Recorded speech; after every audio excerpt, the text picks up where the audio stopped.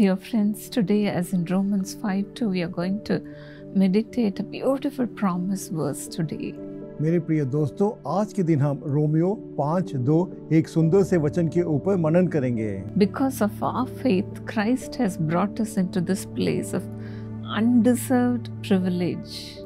जिसके द्वारा विश्वास के कारण उस अनुग्रह तक जिसमें हम बने हैं हमारी पहुंच भी हुई है।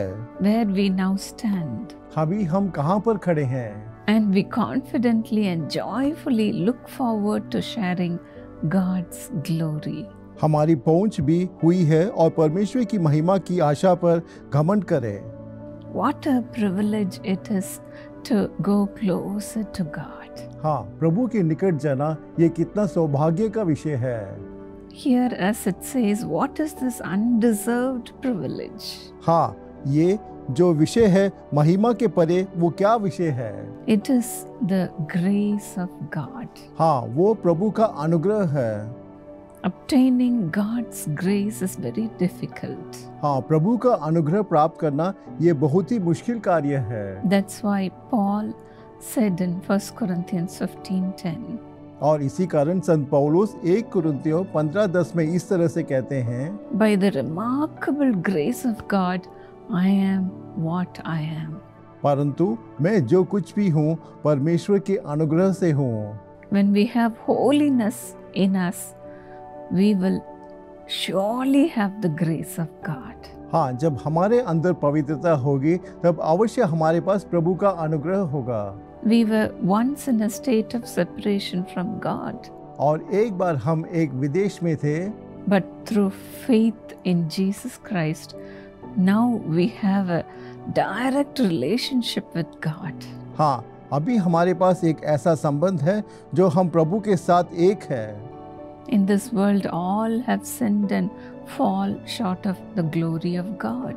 हाँ, इसलिए सब ने पाप किया है और परमेश्वर की महिमा से रहित है। But only through faith in Jesus Christ, we have been forgiven from our sins and experience God's glory. परंतु हमने मसीह के द्वारा अपने पापों को क्षमा प्राप्त किया है और परमेश्वर की महिमा को प्राप्त किया है। Which means we are standing in the favor of God.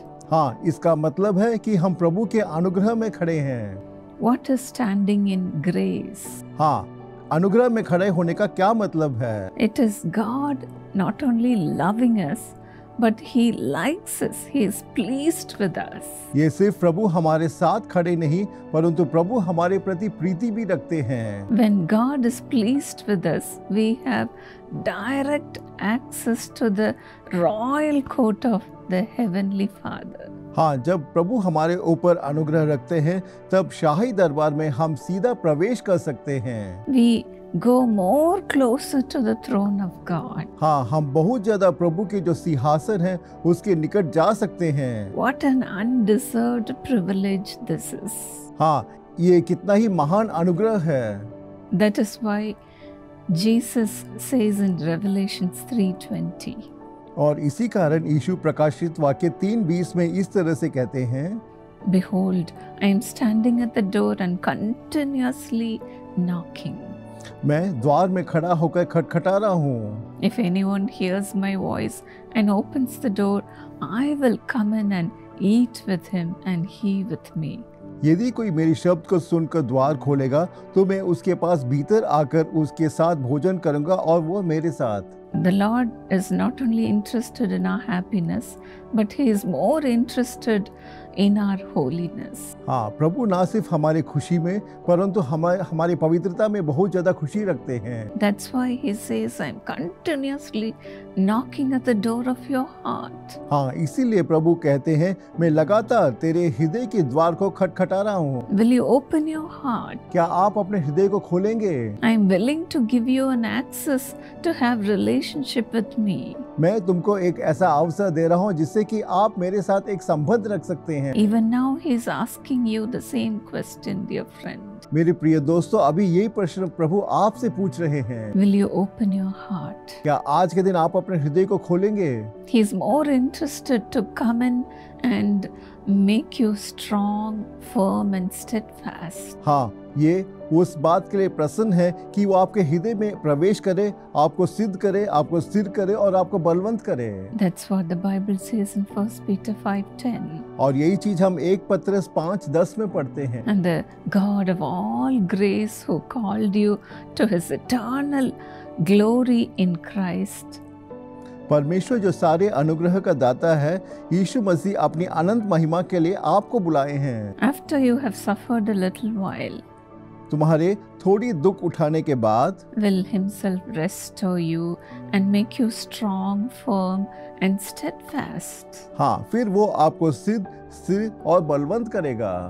Yes, the Lord loves to place you on a firm foundation. हाँ, प्रभु आपको एक स्थिर नींव में रखना चाहते हैं।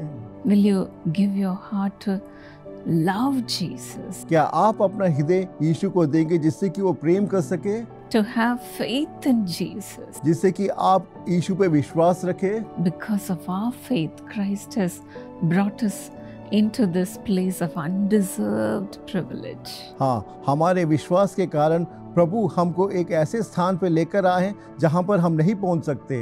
Without faith, we cannot see God. हाँ, बिना विश्वास के हम प्रभु को नहीं देख सकते। Let us cry out to God for God to bring us closer to Him. हाँ, आइए अभी हम प्रार्थना करें कि प्रभु हमको अपने निकट लेकर आए। Loving Jesus, प्रेमी प्रभु, Lord, your children may be struggling to have faith in you, Lord. तेरे जो बच्चे हैं तुझ पे विश्वास रखने में बहुत ज्यादा संघर्ष कर रहे हैं। But then restore them today. हे प्रभु, आप उनको फिर से वापस लेकर आइएगा। Make them strong, O God. हे प्रभु, आप उनको बलवंत कीजिएगा। Firm and steadfast in you, Lord. हे प्रभु, आप में सिद्ध और उनको स्थिर कीजिएगा।